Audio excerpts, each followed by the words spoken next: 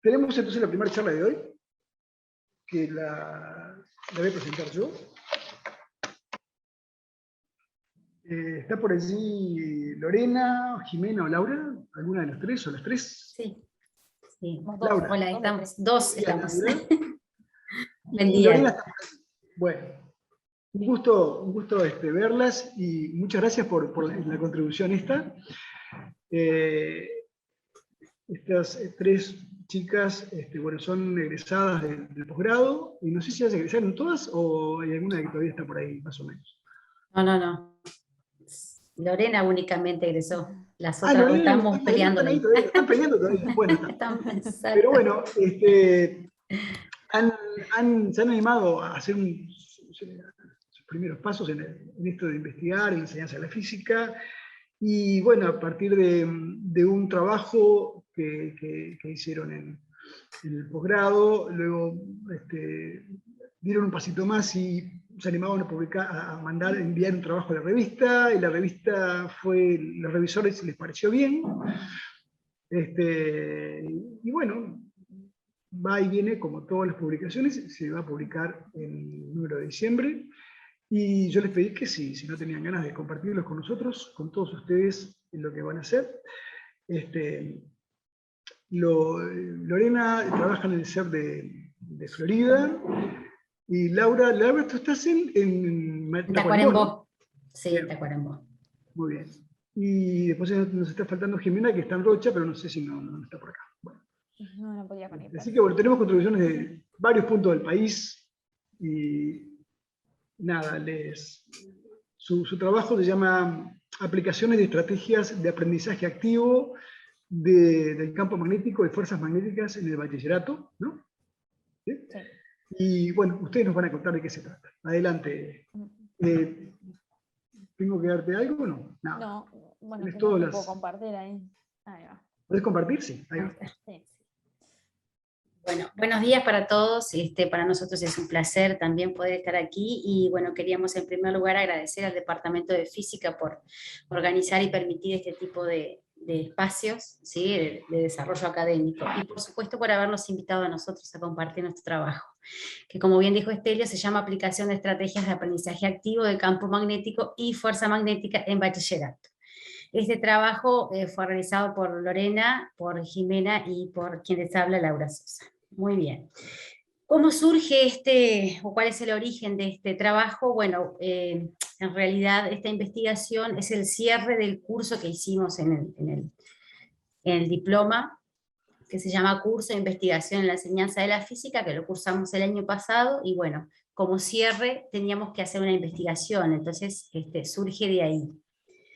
Y los objetivos que nosotros nos planteamos, obviamente que ese curso nos mostraba las diferentes aplicaciones de estrategias de aprendizaje activo, los beneficios que tenía frente a una enseñanza tradicional, y bueno, nosotros queríamos justamente aplicar ese tipo de estrategias, y elegimos trabajar con el tema de campo magnético y fuerza magnética. Entonces ahí están aplicadas las estrategias.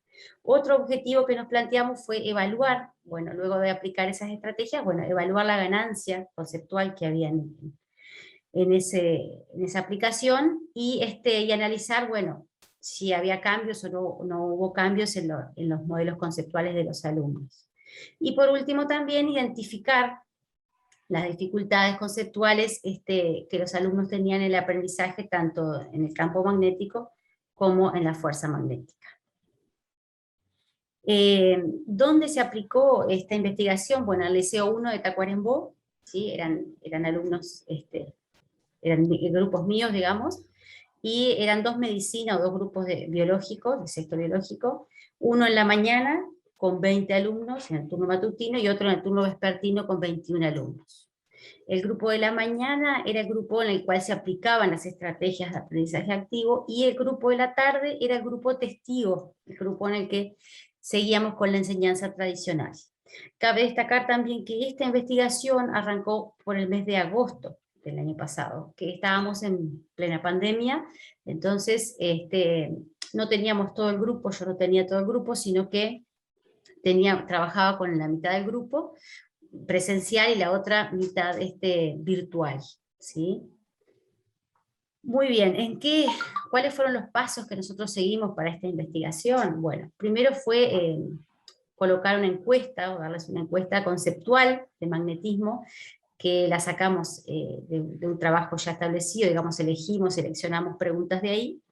Luego se le aplicaron esas estrategias de aprendizaje activo, ¿tá? Como tutoriales, clases demostrativas, etc. Luego, en función de los resultados, se calcula la ganancia conceptual, ¿sí? Y por último, se hace un análisis de concentración, tanto para las preguntas correctas como para las preguntas incorrectas. Las respuestas, perdón, incorrectas y las respuestas correctas. Bien, de la encuesta conceptual de magnetismo, que fue la que nosotros utilizamos, que nos permitía hacer un test al principio y al final, después, o sea, antes de aplicar las estrategias de aprendizaje y al final, en esa seleccionamos 9 preguntas que evaluaban ciertos conceptos relacionados con magnetismo, la interacción entre imanes y fuerza magnética sobre un conductor recto. Uno de los conceptos importantes era el de fuerza magnética entre imanes y la aplicación de la tercera ley de Newton. En general, la idea previa que tiene el estudiante o cuando contesta responde asociando a que el imán se comporta como un objeto cargado, específicamente con el norte cargado positivamente, ¿sí? Y utilizan esa analogía para responder cómo interactúan los imanes. Otro de los preconceptos que tienen los estudiantes es que al considerar el imán como un objeto cargado en los polos, vuelven a pensar la interacción con los objetos cargados de la misma forma y piensan que el imán puede interactuar con una carga que está en reposo, por ejemplo. También consideran, se preguntaba sobre el campo magnético en el interior de un imán, y ellos, en general, el preconcepto es que adentro del imán no hay campo magnético. Y por último, se pueden identificar las dificultades que hay a la hora de determinar la fuerza magnética por la visualización en el espacio tridimensional que necesita para poder responder a eso. Muy bien, dentro de las estrategias de aprendizaje activo, la secuencia que hicimos, o que el orden en que las aplicamos fue primero, como dijo Lorena, el pretest, que ahí está la carátula, ¿tá? Después hicimos una actividad experimental con un simulador de FET sobre campo magnético. Luego aplicamos un tutorial sobre materiales, sobre todo la parte de materiales ferro para el diamagnético e interacciones eléctricas y magnéticas. Luego se les mandó ejercicios complementarios para reforzar esos conceptos trabajados, y por último la clase demostrativa interactiva, que la hicimos con un práctico de fuerza magnética sobre un conductor. Por último se aplica nuevamente el post-test. Luego de todo esto se recogen los datos y se calcula la ganancia conceptual, ¿sí? Esta ganancia conceptual se la puede dividir en tres rangos, puede ser baja, menor a 0,3, si nos da, ¿verdad?, G menor a 0,3, media si nos da entre 0,3 y 0,7, y alta si nos da mayor a 0,7. Lo que queremos mostrar ahí, o lo que se pretende mostrar en esa gráfica de barras, es el resultado de la ganancia para el curso de enseñanza o metodología tradicional y el curso de aprendizaje activo, que a nosotros nos da, el tradicional nos da 0,43 y el de aprendizaje activo 0,28. El otro es una referencia que pusimos de un curso basado en álgebra, ¿tá?, que lo sacamos de aplicación también de una encuesta, pero de enseñanza también tradicional. Luego de ver que en la enseñanza, en nuestro caso, la enseñanza tradicional nos dio una ganancia mayor que lo que esperábamos en comparación con las estrategias de aprendizaje activo, utilizamos una investigación de los autores que están acá, Bao y Redish, y a partir de eso lo que hicimos fue analizar el score, o sea, lo que se llama la puntuación, que sería el número de respuestas correctas sobre el total, y el factor de concentración de respuestas, que eso nos permite ver los modelos de pensamiento, digamos, de los estudiantes. ¿Qué indica esto? En esta tabla se puede dividir el score en 3 rangos a través de estas líneas, en esta tabla, no, en esta gráfica, y también se puede dividir el factor de concentración. Por ejemplo, si la respuesta de un estudiante cae dentro de este cuadro, ¿sí? Significa que tiene una baja puntuación y las respuestas de los estudiantes caen en este cuadro, y que tienen además una baja concentración de respuestas. Eso sería un modelo de respuesta aleatoria.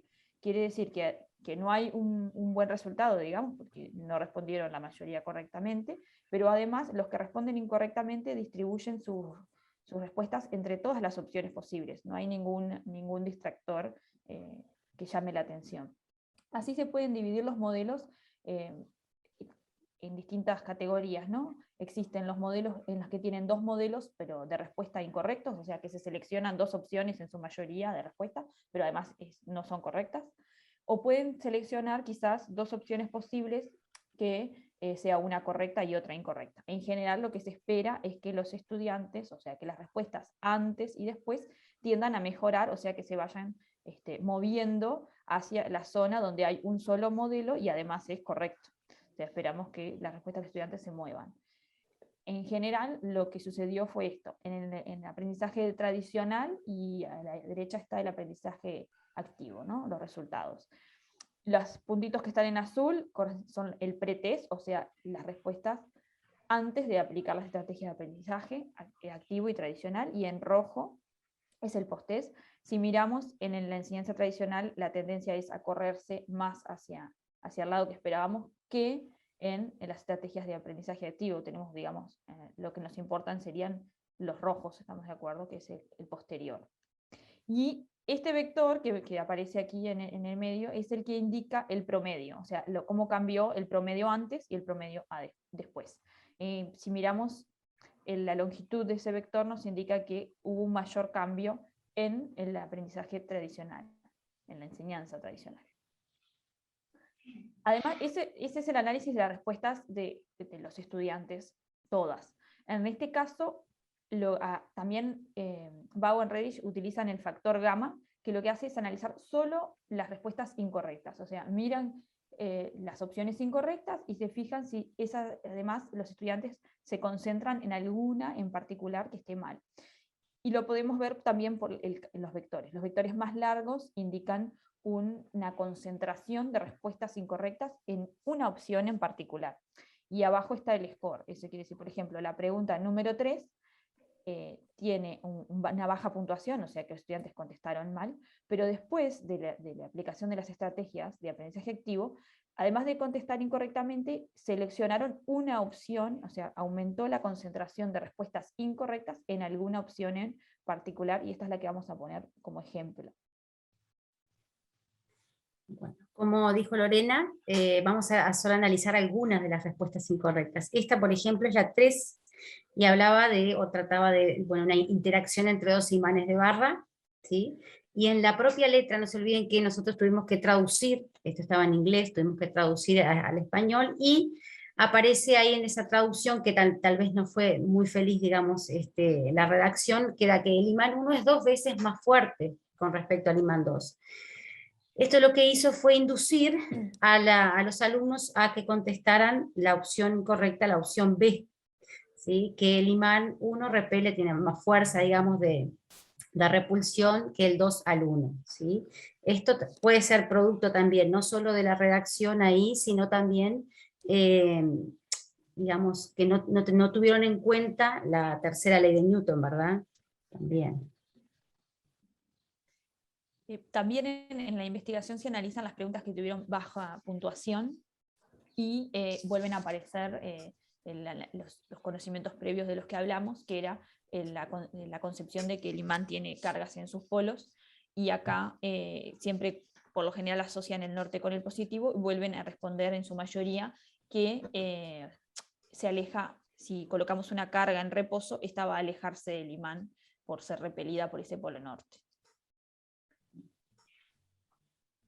Bueno, luego de haber calculado y haberles mostrado todo esto, se puede concluir, digamos, la investigación y a partir sobre todo de los valores de la ganancia conceptual, ¿no? Que en el grupo de aprendizaje activo fue de 0,28 y en el grupo de enseñanza tradicional fue de 0,43, bueno, no logramos evidenciar, digamos, la eficacia que tienen las metodologías de aprendizaje activo frente a la metodología tradicional.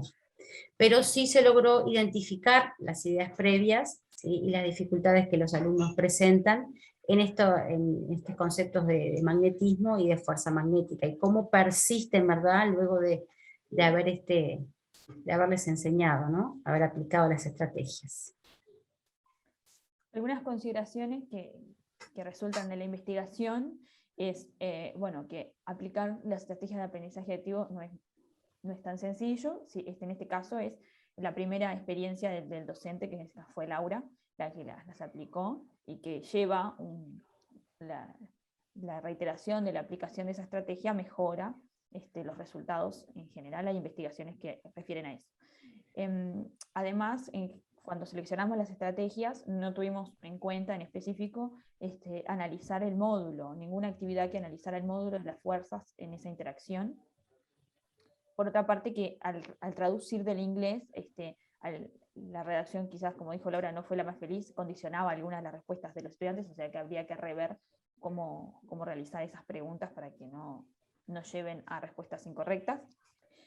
Otros aspectos que pueden haber incidido es que al estar en época de pandemia y los estudiantes asistir en forma alternada, una semana presencial y otra era a través de virtual o a través de plataforma, había una participación a veces discontinua de algunos estudiantes y perdieron algunas partes de la secuencia de las estrategias de aprendizaje activo.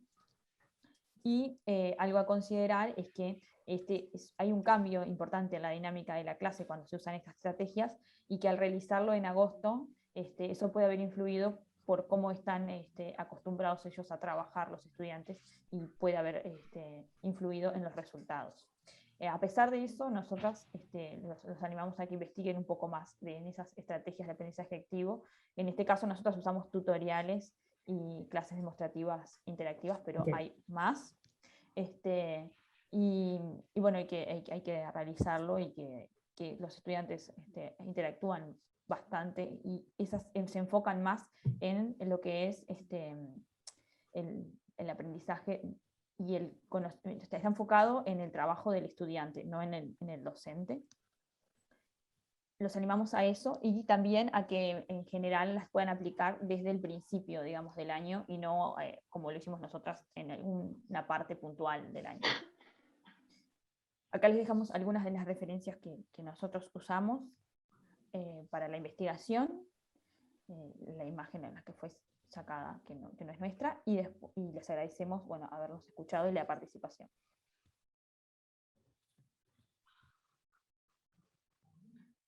Bueno, vamos.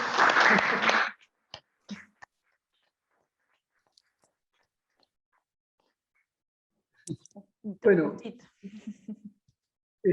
muchas gracias, Lorena y Laura. Además estuvieron perfectos. Me sobró como un minuto todavía. Bueno, abrimos unos minutos. Tenemos 5 minutos para hacer preguntas o contribuciones, o lo que ustedes quieran aportar a esta charla, que por supuesto me resultó muy interesante, supongo que a todos también. Así que, bueno, adelante. Quien quiera hacer preguntas, no sé, es medio extraño esto, tenemos gente aquí, gente allí. Eduardo, ¿quiere hacer una pregunta? ¿Dónde está Eduardo? Sí, sí. Bueno, adelante, Eduardo. Bueno, primero que nada, felicitaciones a las 3 compañeras por el trabajo. Como profesor de didáctica, son los trabajos que a veces estamos esperando que empiecen a aparecer para compartir en las clases, ¿no? Y la pregunta que yo me hago tiene que ver con la de si ya que tenemos a quien enseñó, llevó adelante estas prácticas de enseñanza, ¿a qué tradición hace referencia cuando decís enseñanza tradicional, ¿no? Porque tratando de buscar la explicación a ese número que no queríamos encontrar, por lo menos en lo particular uno hubiese deseado que ese porcentaje se corra para otro lado, quiero arriesgar 2 posibles análisis, ¿no? ¿Cuál es la tradición aplicada en el grupo testigo? El primero, y el otro, los parámetros con que de comparación de los grupos, si hay algún dato que nos permita saber cómo era un grupo con respecto al otro en cuestiones de calificación, género y otras cosas que hacen a la selección de los grupos testigos. Gracias. Bueno, en realidad la selección, voy a empezar por lo último, la selección de los grupos fue bastante difícil, porque nosotros, Lorena estaba también en la virtualidad, Jimena también, la que estaba como más normal dentro de toda esa pandemia eran mis grupos. Entonces, yo tenía 3 sextos el año pasado, y la opción tenía un medicina y una agronomía en la tarde y un medicina de mañana. Entonces la decisión fue, bueno, tomar 2 medicinas, ¿sí? Y bueno, el medicina en la mañana, que fue el que le aplicamos la metodología, y el testigo, que era el medicina en la tarde. Ese fue el criterio, digamos, que usamos como para seleccionar los grupos. Obviamente que lo que hubiera sido mejor hubiera sido poder tomar grupos de Lorena, o si yo tuviera muchos más también, ¿verdad? Que ese universo, digamos, pudiera, a investigar pudiera ser más grande, pero en realidad quedó así. Fue lo que pudimos hacer en esa pandemia. Y después, en cuanto a lo que preguntaste de tradicional, tomamos como enseñanza tradicional, básicamente la enseñanza expositiva, con mucho pizarrón, ¿sí? Y ejercicios, digamos, tradicionales también, ¿sí? Sin preguntas abiertas, sin preguntas múltiple opción, digo, básicamente bastante inductivo-deductivo, digamos, ¿no?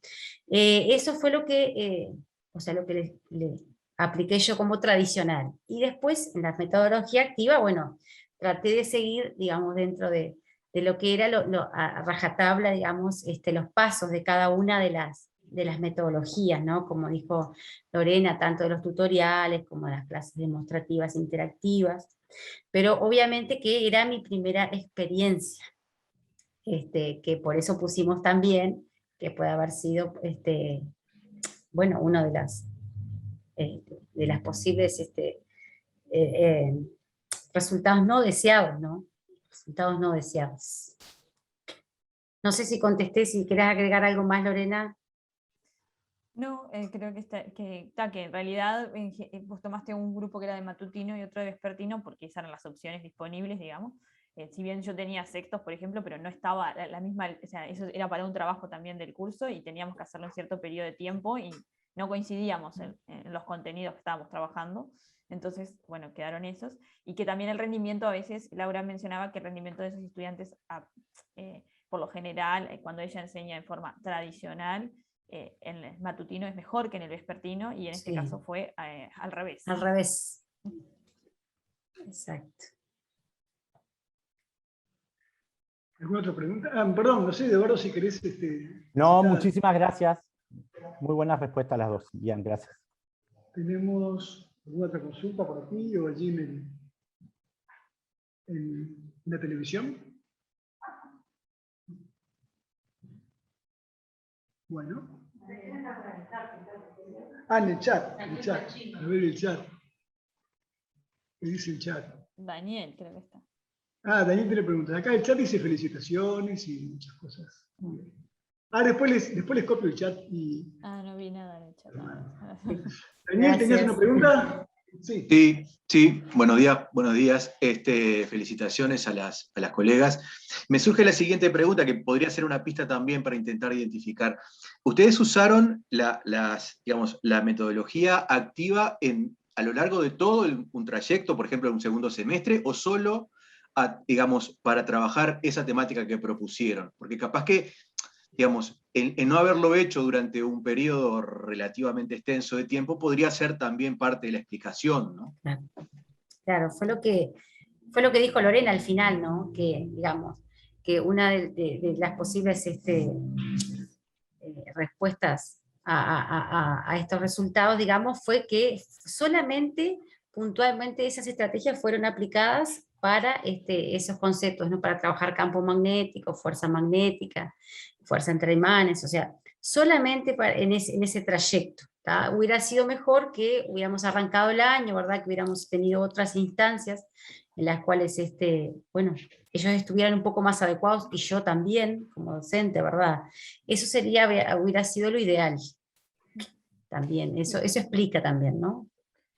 Una aclaración, ese periodo duró como 4 semanas aproximadamente, porque iba alternándose una presencial y otra que trabajaban en forma virtual.